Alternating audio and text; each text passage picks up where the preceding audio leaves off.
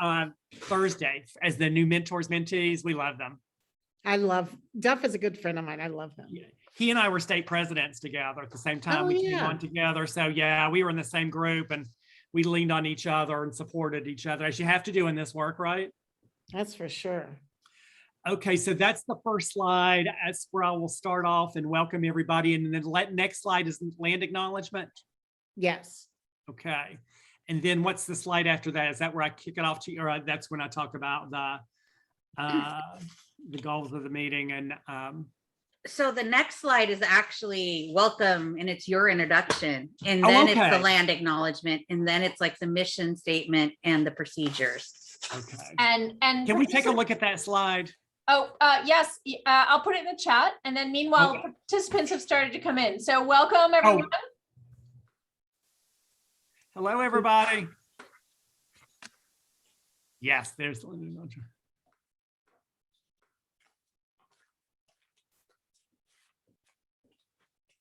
Hello, welcome. Welcome, everyone. Hi, everyone. It's great to see you. It's great to be here. We will, if we're ready, we'll go ahead and get started, or do we want to wait another minute to let some more folks in? You might want to wait about, I'd say like 1 more minute. Okay.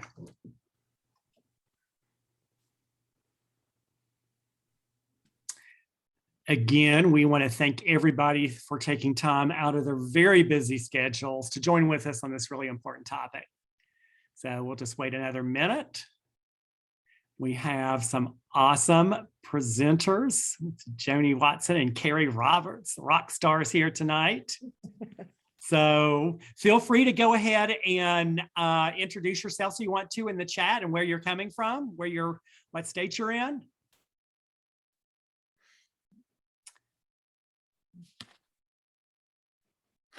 I'm actually in Raleigh, North Carolina tonight. So in this beautiful early fall weather here that we've been enjoying. It's so good to see everybody. I'm from Dayton, Ohio, and it's gorgeous here today. All right. Carrie, how about you? I am from Bremerton, Washington, and it is raining and ugly out. Aww. I was talking to a friend from Oregon earlier, and she was telling me the same thing, that it was very wet today. Not really excited about this time of year. I'm a summertime girl, so why I live in Washington, I haven't quite added that together yet. That is, I can definitely understand that. All right, folks, let's go ahead and we will get started. I want to welcome you to tonight's webinar, Speak Up, Confronting White Nationalism in Our Schools. We have got a great 1 hour provided for you with some awesome trainers here. As we go into our next slide, I'll introduce me. I'm Mark Johan, an elementary school teacher from Guilford County, Greensboro, North Carolina. I am in my 35th year of teaching. Most of that career has been in 4th and 5th grade. So it is an honor to be with you today. And I'm honored also, I'm the past president of the North Carolina Association of Educators and currently represent you on the NEA Executive Committee. And that's my little story. As we go to the next slide, I want to talk about our land acknowledgement here. I am coming to you, as I said, from North Carolina. And today, I would like to begin by acknowledging the Wemapiac Indians.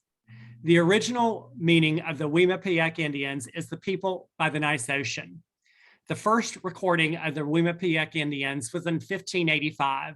And during this time, they were said to have an approximately 700 to 800 people. And throughout their existence, they migrated across various eastern North Carolina counties, including Currituck, Pasquotank, Perquimans, and Chowan. In 1550, the Wemapiac Indians were at peace with the surroundings, with the tribes and alliances, and their land focused along the coastlines and the rivers.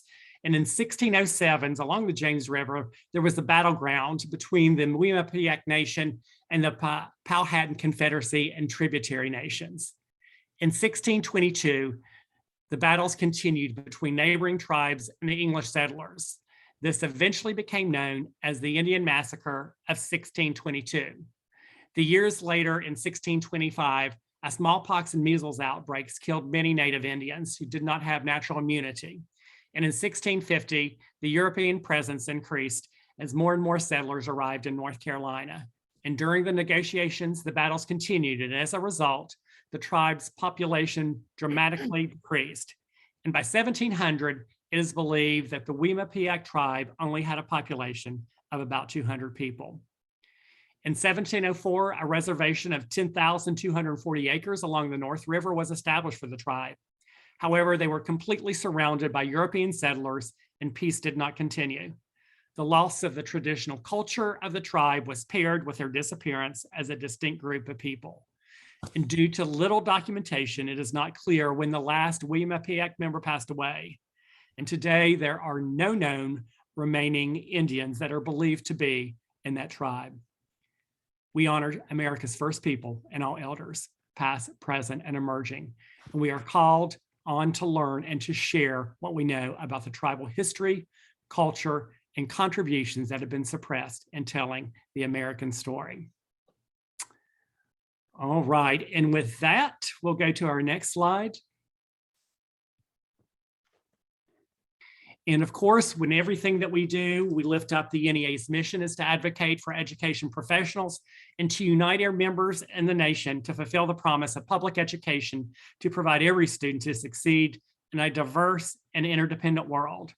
And this webinar series addresses professional issues that impact you. And this is another benefit of your membership, and to share widely and to cite your source as your NEA.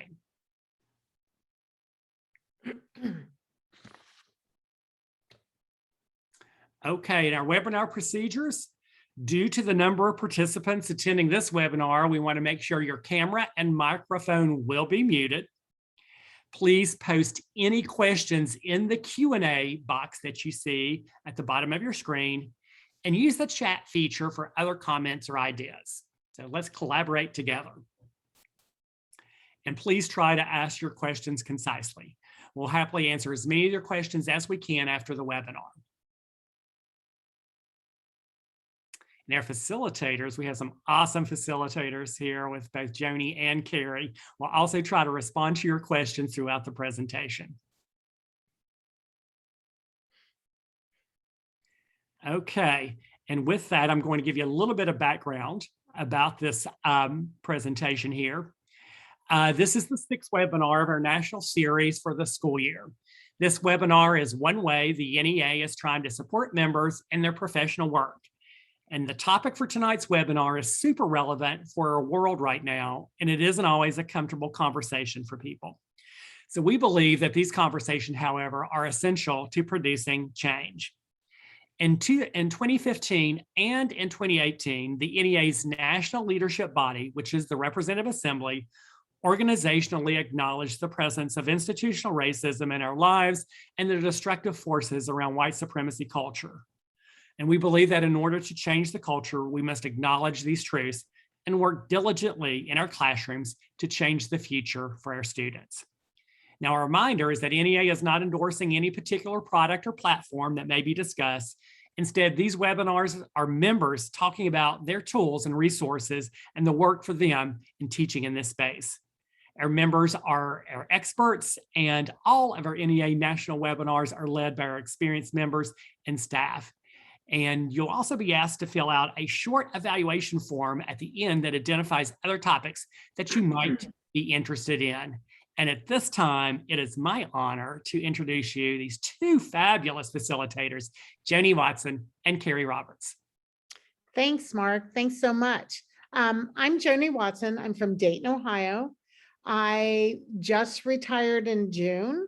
I taught art at the middle school and elementary level for 35 years. And I was also the vice president of my local, which was a large urban local with about 1,000 members. I am a NEA trainer in the Women's Leadership Program. And I've also served on NEA resolutions and the WIC, the Women's Issues Committee. And like Mark said, it's a pretty heavy subject, but it's one that's needed, and I'm happy to be here with you all. So now I want you to meet my friend, Carrie.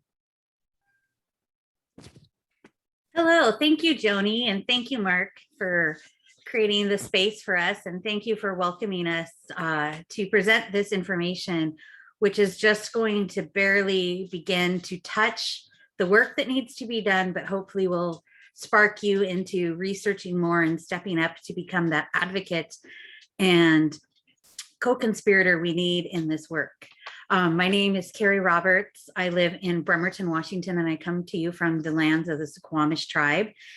I have worked in education for 20 years in everything from preschool to university. I've taught Head Start. I did environmental ed, and currently I'm working as an in-school suspension monitor, but don't let that fool you. I spend a lot of time building relationships with my students outside of just discipline. I also work around the state as an equity trainer and facilitator. And this year I was blessed to be our ESP of the year. They tell me I have to say this all the time. So I'm very thankful to be here. I love working with Joni, and I'm just really happy to present this material. I'd also like to take a moment to have Andrew Montoya introduce himself. He is part of NEA and our counterpart in HCR and does an important work for us. So Andrew, please share a little bit about yourself. Thank you so much, Carrie. Hello, everyone. Andrew Montoya, he, him, his, coming to you live and in color from the land of the Chiricahua Apache in sunny southern New Mexico. I'm here to help support our amazing member leaders in this very, very important, timely, and thoughtful webinar. So thank you all so much for being here, and I look forward to be that fly on the wall and help support any way I can. Don't let Andrew fool you. He's more than a fly on the wall. He's amazing. So are we ready to kick it off, Miss Joni? All right. Here are our learning targets. I think this is still me. Oh, it is. What we want to really do is gain some knowledge. What is white nationalism? What is the ideology? What are the recruitment techniques? What are some rhetoric? Just an idea. This information, the training material is based upon and has taken parts of from Western States Toolkit on Confronting White Nationalism. And we want to show you and share with you at least one tangible action step you can take in your classrooms or in your home, family spaces, any realm of influence within which you are, where you can actually begin to confront this work.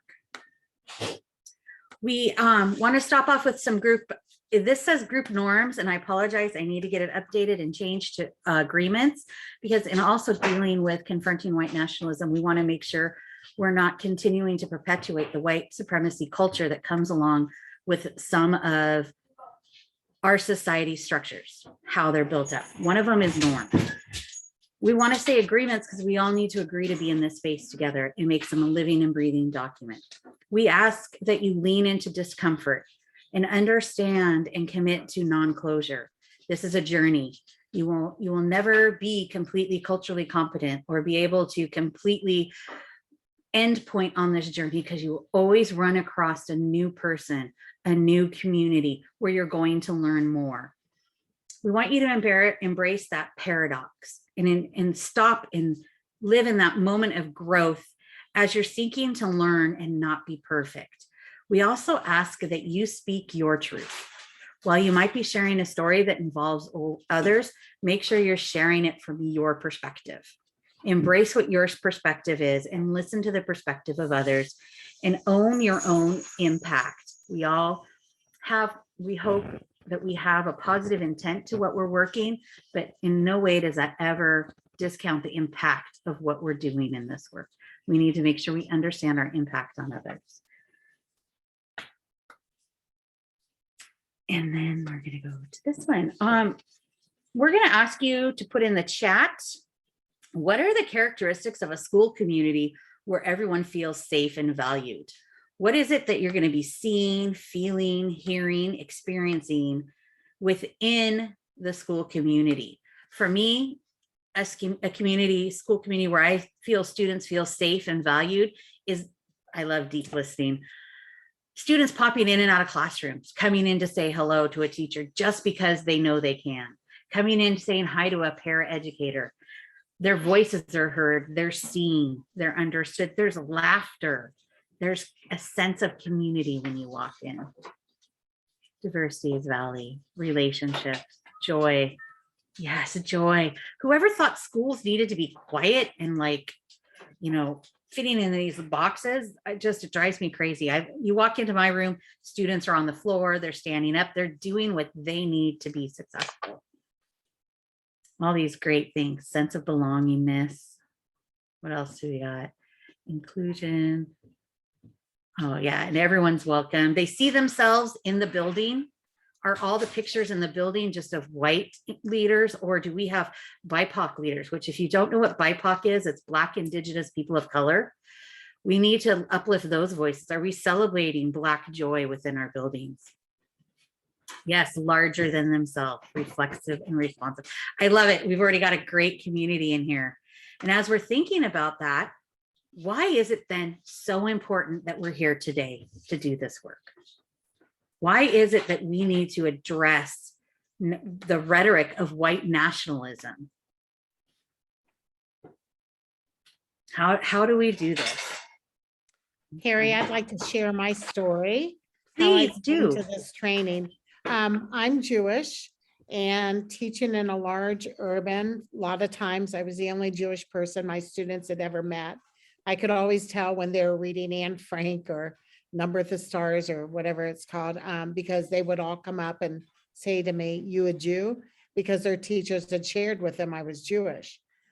They weren't doing it to be meanly, but over the years, I was an art teacher, so I had students that drew swastikas on their papers or carved it into desks. And many times when I would question them, why did you draw that? A lot of times they never knew what it was. They just thought it was a cool symbol. I had one student that was always extremely rude to me. No matter what I did, I couldn't form a relationship with him. Many years later, I saw him when he was working in a restaurant and he said, "Mrs. Watson, I really want to apologize to you." And I said, "Well, why?" He said, "Because I was really hateful to you and you didn't deserve that." And I said, "Well, that's okay. We all grow up, we learn." And he said, "No, Mrs. Watson, you don't understand. My dad hates Jews and I just did it because of what my dad was telling me." So that's why this training is important to me, because I think we need to understand it and see it and know what it looks like and know how to deal with it. That's my story.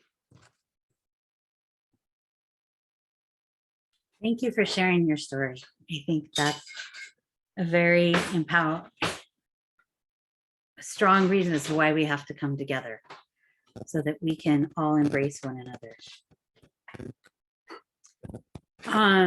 Usually we have it so that we can put reactions up and things, but just think to yourself, and you can feel free to use the chat. When I hear about an incident of white nationalist organizing or signaling, or you hear of an educator or a friend being treated such as Joni was, do you feel comfortable responding? Do you have those skills?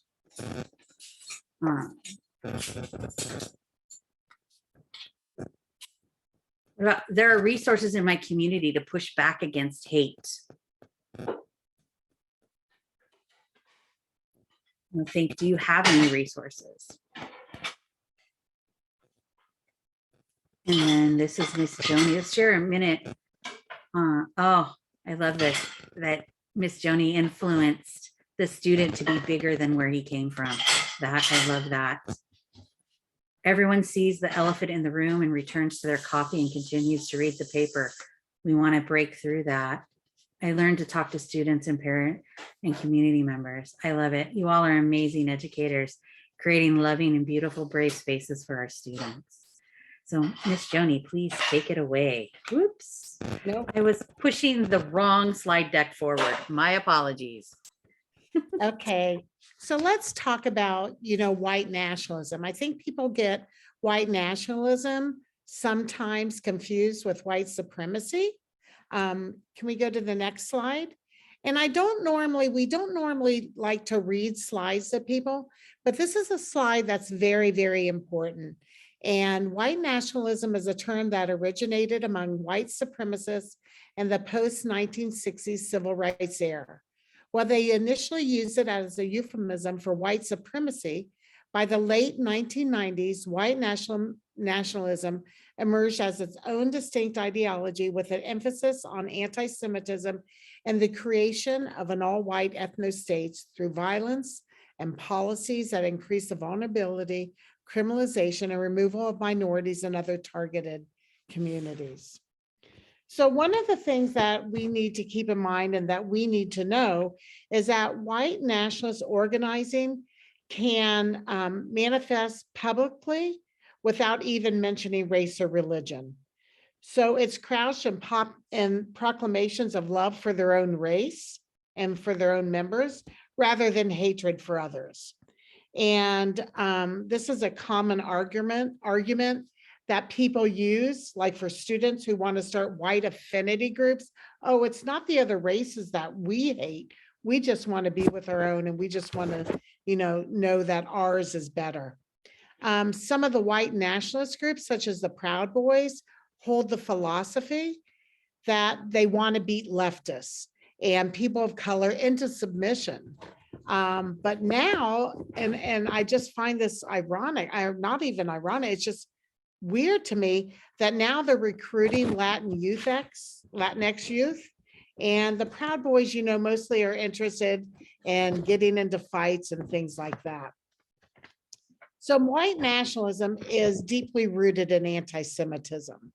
And when the white supremacists saw the victories of the civil rights movement, they couldn't admit that the Black communities had successfully organized and were building power to win legal and societal changes. They also drew on another long-running form of bigotry, which was anti-Semitism. And they really leaned into the conspiracy theory that it was a secret cabal of Jews that had engineered the whole civil rights movement. White nationalism operates as a bigoted social movement. And what they want to do is build political power with the goal towards a white nation. And I think we've seen that with some people that are running for office and things that are going in the political arena. And it's distinct from white supremacy. In fact, white nationalists feel that white supremacists are really a failed tactic. And white supremacy is basically the field in which white nationalism grows. And white nationalists also believe that diversity and demographic changes are really equal to white genocide. It's going to wipe the white people off the face of the earth. But it takes a lot of vigilance on all of us, communities and educators, members of the school community that feel connected and positive, so that our students and adults feel connected in positive ways and are not left vulnerable to extremist rhetoric or recruitment. It's really important. And I just want to stop right here and say that I use the term educators to include everybody who works in a school or around schools. It's not just teachers. I want to make that very clear. So these are just a few of the different things that white nationalists use, their symbols. By any means, not by any means is this the end all be all. It's changing all the time. Pepe the Frog is a big one. And when I heard that, I was like, oh no, not Pepe the Frog. But there are all different symbols that are being used all the time. And if you Google it, you could find more than really what you want to see. There's also, if we can go on to the next slide, Carrie, please. There's also some other ones, like 100% means 100% white. Some of these we saw on T-shirts when January 6th occurred, and 109/110. The figure 109 is a numeric shorthand of white supremacists for the number of countries that Jews have been expelled from. And the number 88 is a code for Heil Hitler. And a lot of times with that picture, they flash the number 88.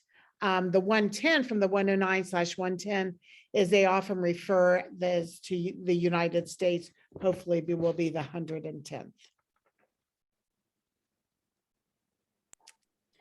So as we talk about all that Joni shared with us and we see it in our spaces, we're really talking about a system of oppression that's based on privileging whiteness, centering that white maleness, and creating structures that trickle down and then impact everyone negatively who does not fit into that circle of power among the white men.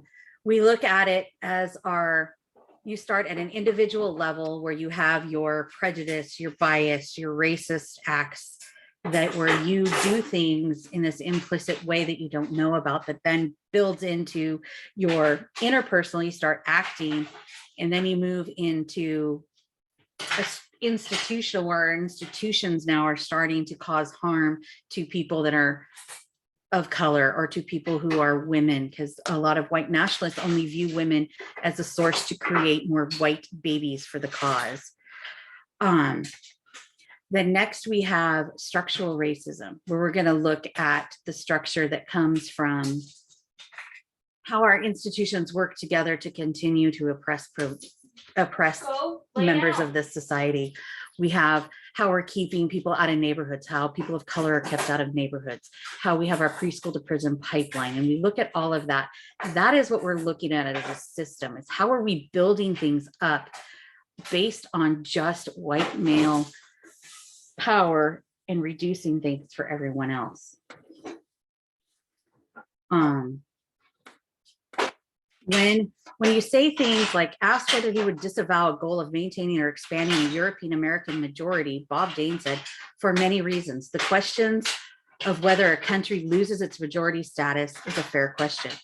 So what is that really saying? What are they? Yeah, preschool to prison pipelines. That's what it is. What are they saying when they say that? Take a moment to think.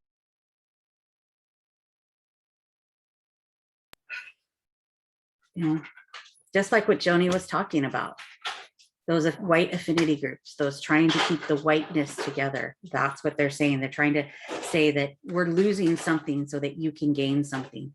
And that is not what this is about. We encourage our guys to go to young Republicans and start broaching identitarian and nationalist ideas. What does that mean? It means they're continuing to build, they're organizing. And that is the thing about the individuals that have been involved in the white nationalist movement is people thought that it had went away, but it didn't. What they did was they went underground, they organized, they got into politics, they got into being leaders of communities, business moguls, anything that could create and conglomerate that power structure and keep it within this movement. And that's why we're seeing it so prevalent now, because they found their next way into, they found their way into the systems. This type of tyranny is what forced people to feel that there's no other option than to do something drastic, like take over a wildlife refuge or gather militias to hold the federal supremacists back. This is just another example of how people can say my rights are being violated because you're taking away from me. Think about when we're thinking about what happened on January 6th, when we're thinking about these conversations around COVID and masking and not masking and vaccine, what are these arguments really about?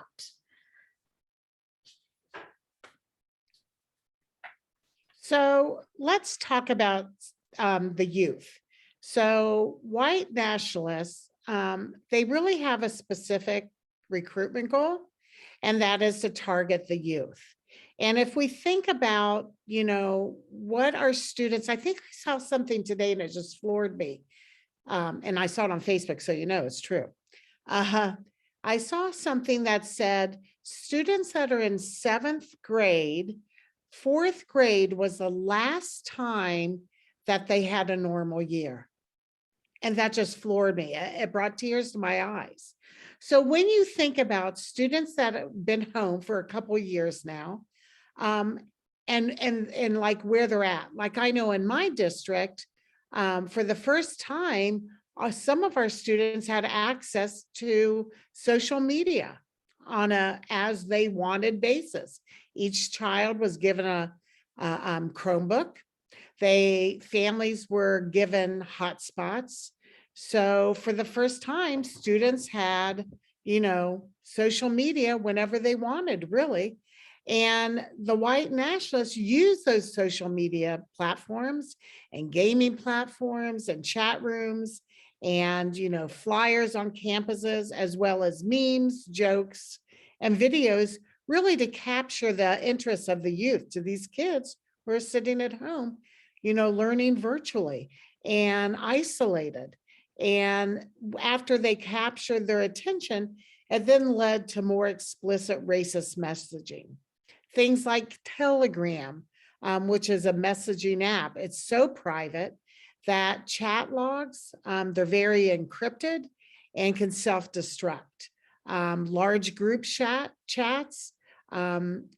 So Telegram shut down for a while, but I heard now it's back up and running again. So over the past few years, several hate incidents in the schools have made the news.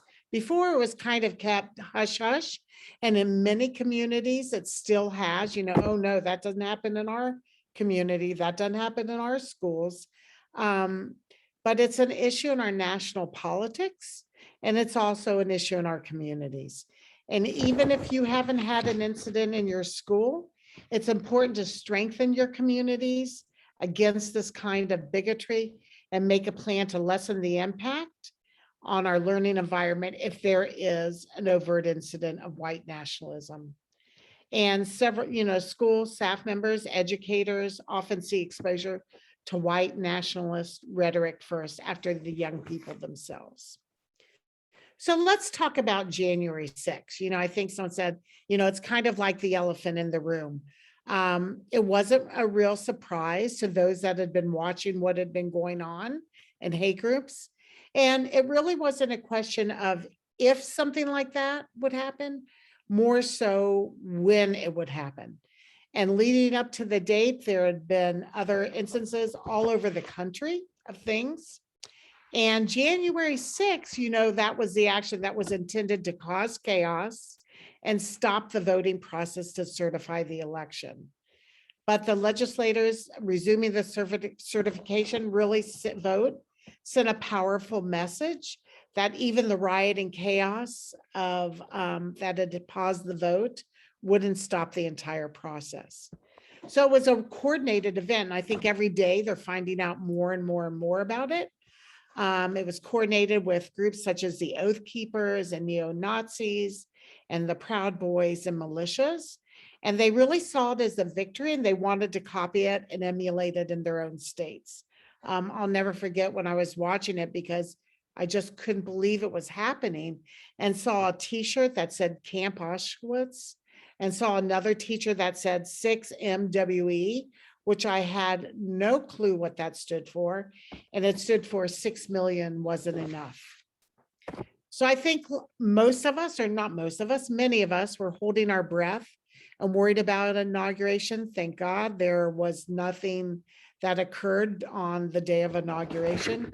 They had a lot more police and National Guard presence. And there's also concern that these groups are mobilizing and organizing against future legislative bills, such as pro-LGBTQ and also anti-gun. So how serious is this issue? It's important to know about how white nationalists recruit young people. And I talked a little bit about that a few minutes ago. And that we know that the COVID-19 pandemic has made the stakes even higher, because many of our youth, like I said before, are spending a lot of time unsupervised. So political polarization, fake news, conspiracy theories are also contributing factors to make a climate that is favorable for recruitment. And I mean, look at that. Increase in hate crimes up 17% in 2017. Okay, Carrie?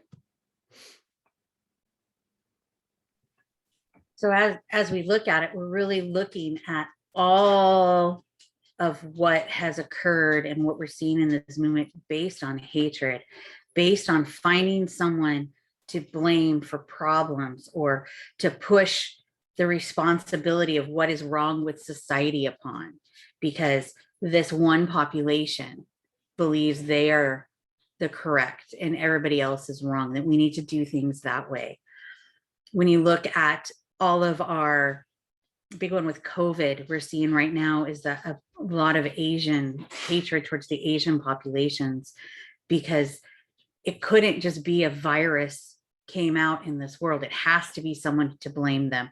And even people who are born here and have never been to maybe China or Vietnam or what their ancestral homelands might be, are still being forced to try to hold the blame of something they have no control over. We look at all of this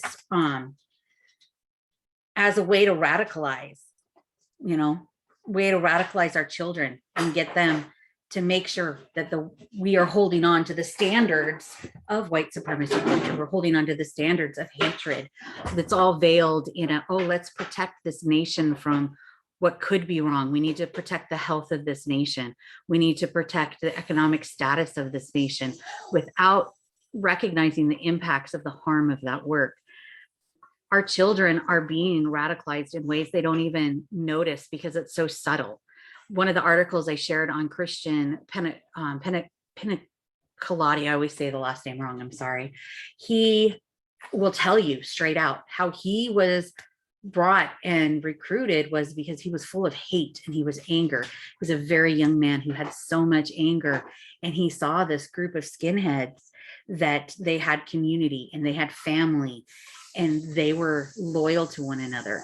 So this man was recruited into this organization and that appealed to him. He then turned and used what appeals most to teenagers, music. He had a rock band that was based with lyrics in hate. And that's what they did in the 80s. That's how they recruited young people, was to use this lyric that was so full of subtle rhetoric, nationalist rhetoric, that the kids didn't know what they were hearing. Now we fast forward to now, and like Joni has mentioned, we're using chat rooms, they're using video games, they're using all these algorithms. I shared another article where they can literally see what the kids are looking at online to directly target them. They have groups that are starting to start shooting clubs on campus in the name of trying to protect the Second Amendment right. But really what it is another avenue to radicalize these young men. Joni, I see you unmuted. Yeah, I just wanted to bring up the fact, TikTok. TikTok, some people think, oh, it's just a fun, thing. And, it's fun to look at things. But, if you like one thing that's slanted towards white nationalism, then all of a sudden you're seeing a lot of white national things on your TikTok. Look at what's going on right now in the school buildings with the bathrooms and the tearing up. It's a TikTok challenge to go into these buildings and tear up, the bathrooms and it's happening all over. And so if you don't think TikTok is a very powerful thing, especially for young people, could spend, hours and hours looking at different creators, that and Instagram, it's pretty powerful. Thank you. And Joni, you're right on. We're seeing it's the Destroy the School Challenge. For the last week and a half, we've been dealing with different challenges that have been very destructive, and that's where it's all coming from. And that's how they start to bring these students in. So how do we begin to dismantle this as a population? How do we begin as AACs, those allies, accomplices, and co-conspirators, to walk into this work and break it down? First, we need to recognize that every single adult in the building is an educator and has the ability to step in and interrupt this work, has the ability to educate our younger members of society, as well as our coworkers, on what they're seeing and hearing. We are all those things we talked about early on about how do we create a community that feels valued and engaged and inclusive.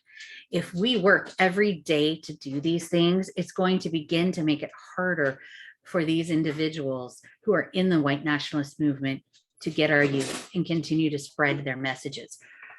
And we can take proactive steps. Oops, this is Miss Joni. I'm sorry. Hey, have at it, sister, but that's okay.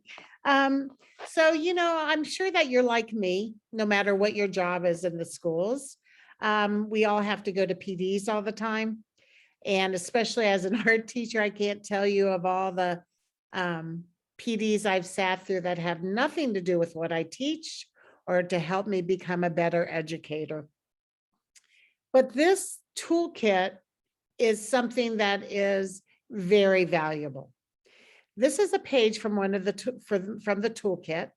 And what this has is it shows you proactive steps that you can take when you start seeing things in your buildings or in your district or in your community that is, you think, white nationalism rearing its head. So there are proactive steps that you can take. That's before the problem arises.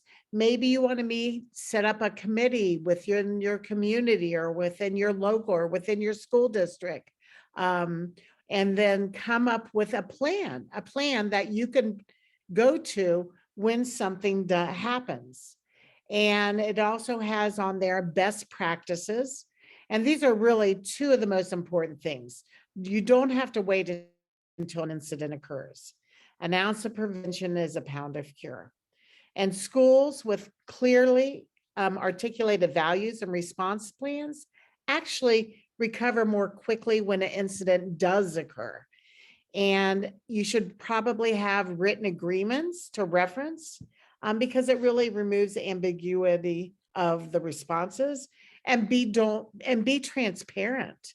Please don't pretend that the incident didn't happen. I think we're becoming more and more transparent because we're seeing it more and more. And you also need to make sure to engage the law enforcement sparingly. So this is just a page out of the manual. So we're going to practice a scenario together, just like what Carrie had talked about before. Speak your truth, lean into discomfort, commit to non-closure, embrace paradox, and seek intentional learning and not perfection. Okay, so here's a scenario. And if you could type what you think you would do or what should be done in the chat. So a man lets his teenage brother use his gaming console and later comes across an open chat window in which his brother's avatar brags about being violent towards women. So the next slide at the top has the scenario. And then these are some of the questions that you should think about or that if you would like to answer. What should the most immediate response entail? What secondary responses need to happen? What resources will we need in order to respond? What challenges do you think could happen? It's always better to anticipate them. And how can this scenario inform future preventative efforts? Anybody? So we have a question in the chat about looking at students' phones, and it fits in here. We're not saying to actively go and say, show me your phone and show you what you're talking about. But if you are engaging with a student and it is brought to your attention, have a conversation around what has been brought to your attention. Don't just charge in and say, show me that phone, but just bring it to that level of encouragement, of conversation, and tell me more about what you're doing, as opposed to trying to force that. Right. Right. So let's see. someone said, can't see my chart. They would ask their brother, help me understand what happened here. And that's a good one because you're opening up the conversation to talk about it. Anybody else? They were not even aware that hating women was part of white nationalism. Absolutely. White nationalism, one of the things it's rooted in is misogyny. Help me understand, tell me more. Great, Carrie. I mean, that's how you get people to talk. And I think that they want to talk because I think a lot of times our young people are confused by what they're seeing. You know, it's kind of going against things that they've been taught or may have been taught. Okay. Tell me what happened. What were you thinking of at the time? These are all great suggestions. How do you think this could harm people that you know? That's awesome.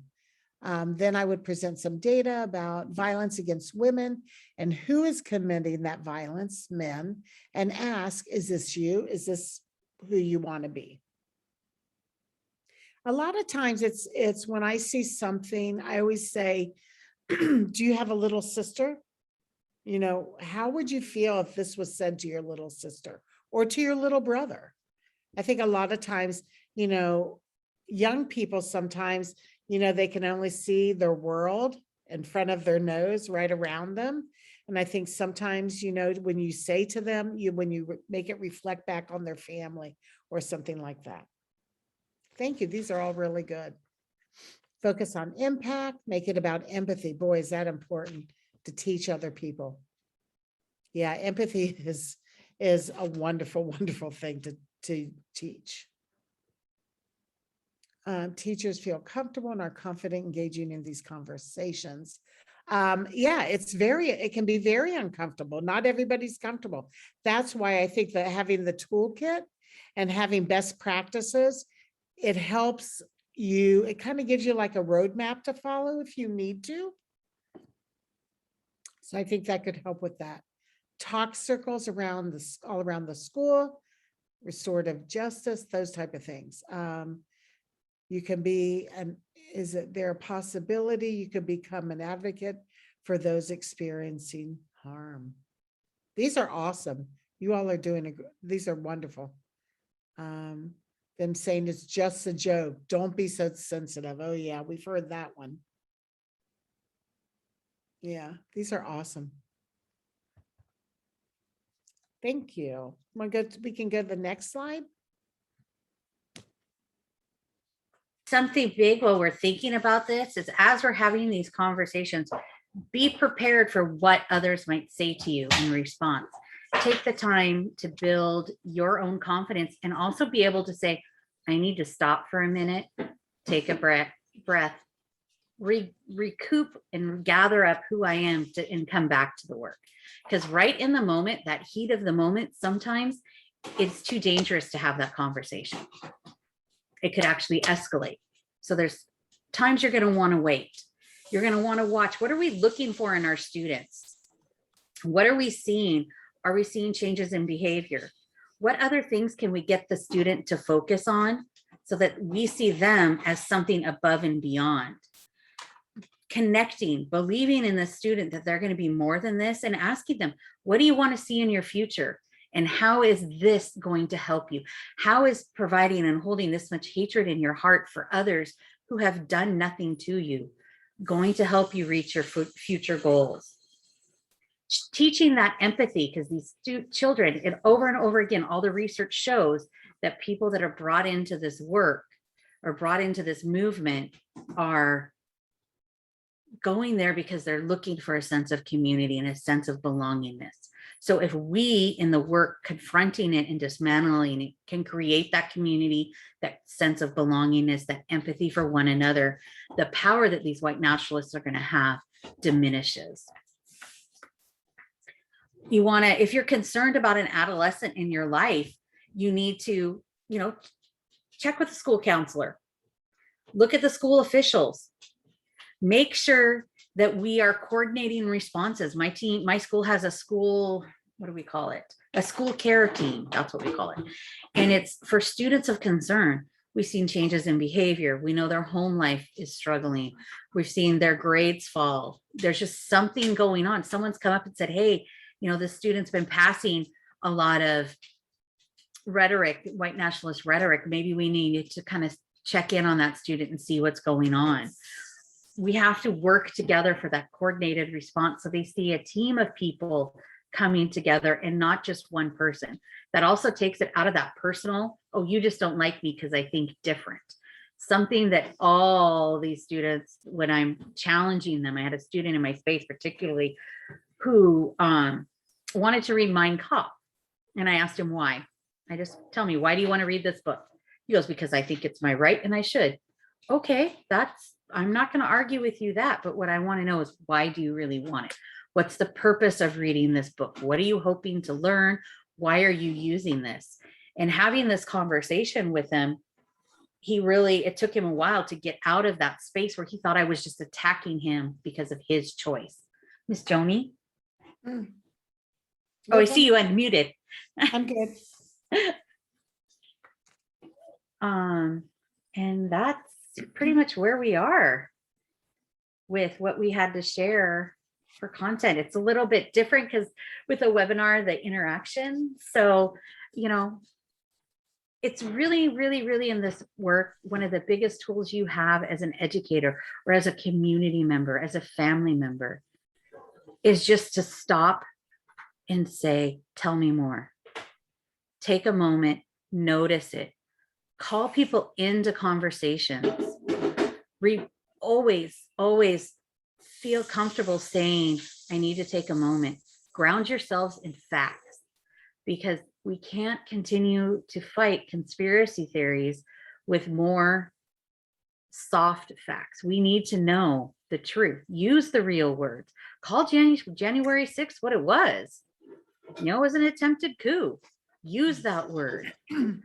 When someone is acting out of hate, use the phrase, say, this impacts others. Go back to those restorative practices. Have people see what they're doing and the impacts it has on people outside of their families and outside of their friendship circles, so that they can begin to build that empathy. So if we go on to the next slide. On this slide is my contact information and Carrie's contact information. And there's a link here that's really important. This link is where you can go and actually download your toolkit from the Western States Center. So it's very important that you download this toolkit and that you have it in your toolkit to use. And, you know, I always suggest that people share it with their administration and their school districts and your locals.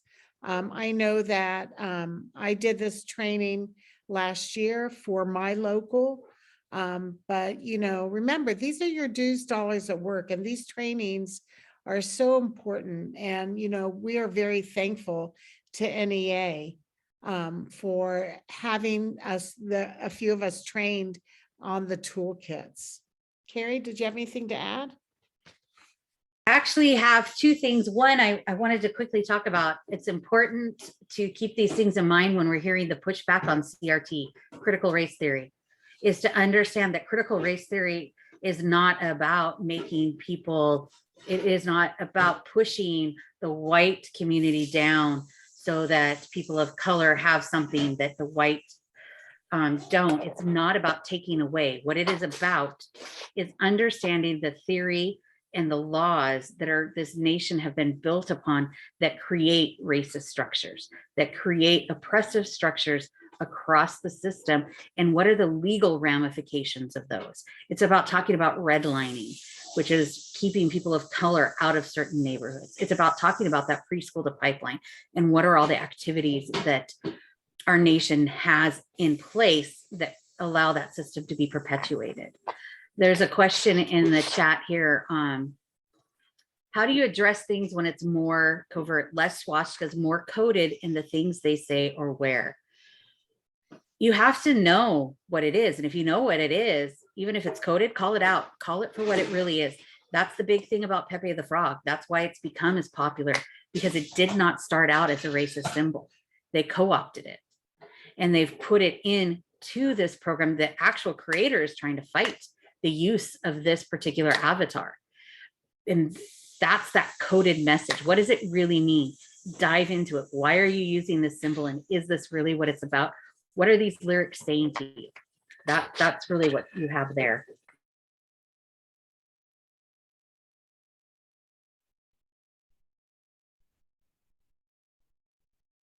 Miss Joni, do you have anything else, Mark?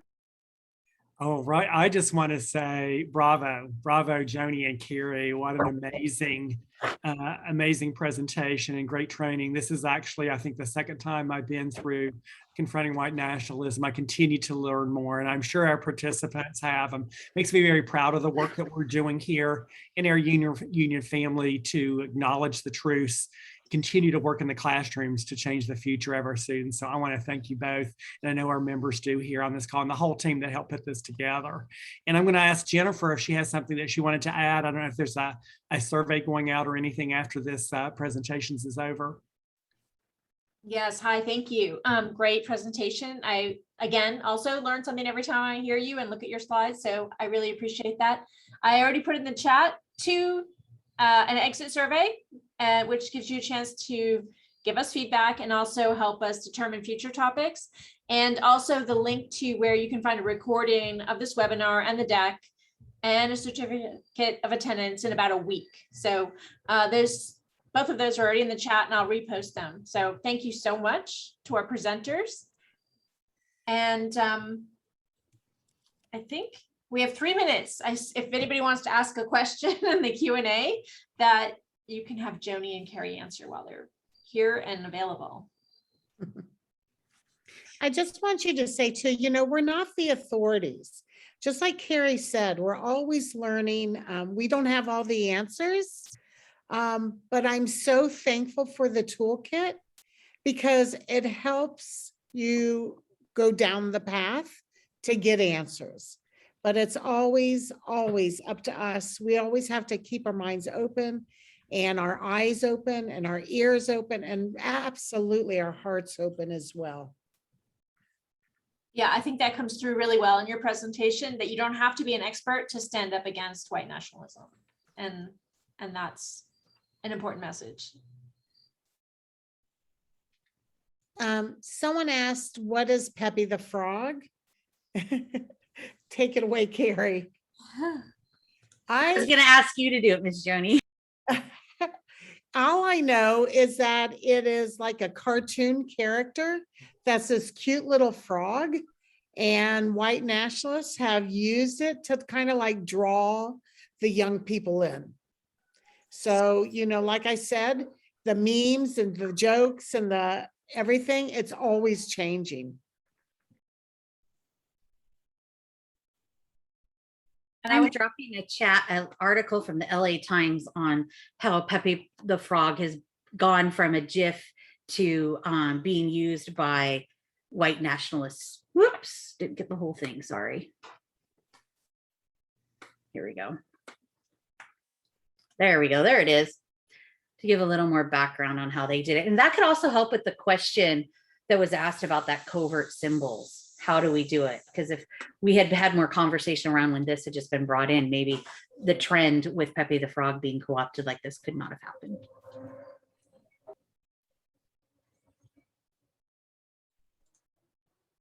All right. Well, thank you so much, Joni, Carrie, and everyone who attended, and Mark. Feel free to email them if you have questions, and you'll find the recording upon our Learn Upon site in about a week or so. So thanks, Jennifer and Andrew, for all you do, and Mark as well. Thank you. Thank you, everyone. Good night. Yes, Andrew, especially too, and Jennifer. Yes. Good night, everybody. Thank you, Joni and Carrie. Thank you. Stay healthy.